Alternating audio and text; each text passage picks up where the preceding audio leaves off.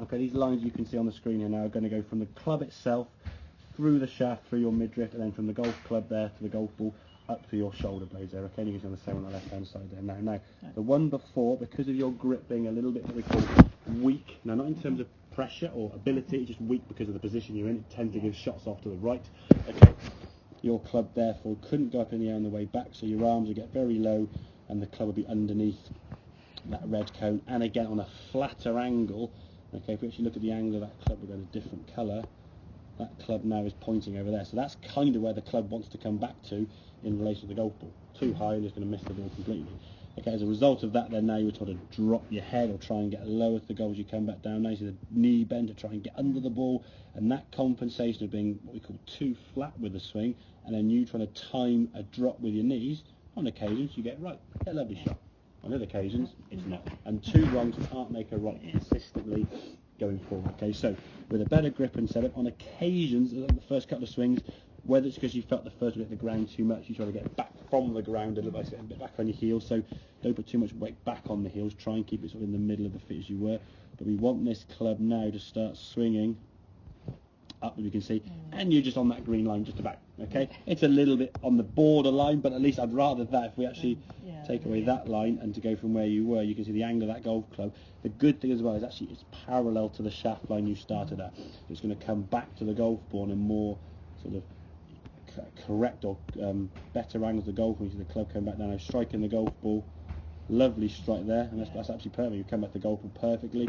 It's just because the golf ball for the majority of your golfing life has gone to the right, you've tried to do whatever you can to hit the ball left. And now we've cured the reason why it goes to the right. All the things that are trying to hit the ball left to compensate are still there.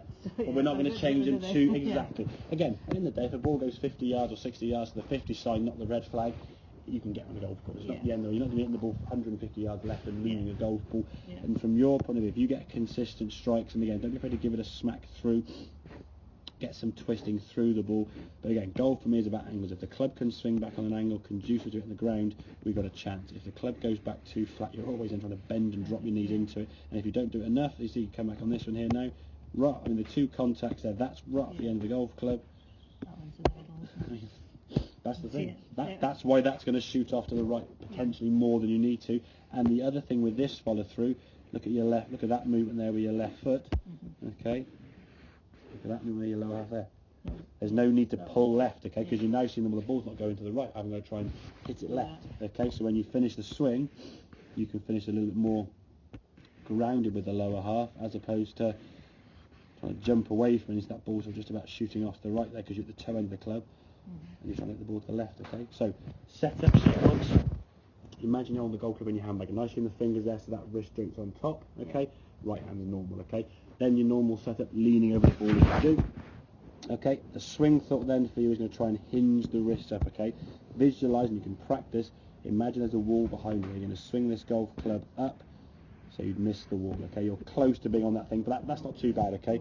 And on this one here now, you'd hit the wall. If we go back there, you'd hit the wall probably about there somewhere, so very, very early in the backswing, okay. And you can actually practice that. Just get yourself up against the wall. The simulator wall's nice and soft, it won't damage your clubs.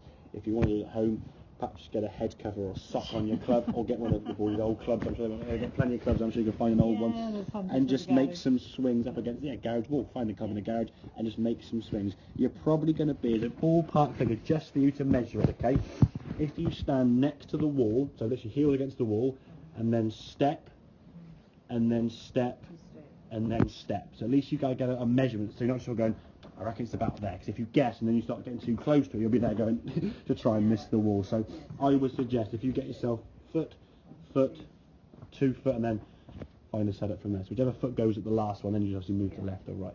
Okay, does that make sense? Yeah? Yep. Any questions at all on that, or we're happy? Yeah? No. Good, okay, good stuff.